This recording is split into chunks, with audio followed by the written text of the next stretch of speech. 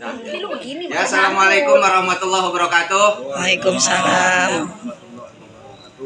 Pada siapa saja, khususnya yang berada di wilayah Banten dan sekitarnya, hati-hati akan fenomena alam berupa angin puting beliung dan longsor. Karena sebuah siklus alam harus dilalui. Kami, keluarga besar dari Rawa Rotan, di Buyut Mansur, tetap selalu menjaga wilayah Bandara Soekarno-Hatta. Karena Bandara Soekarno-Hatta merupakan pintu gerbang NKRI ini. Apabila Bandara Soekarno-Hatta terhempas oleh angin puting beliung dan lain sebagainya, citra negara kita dipertaruhkan.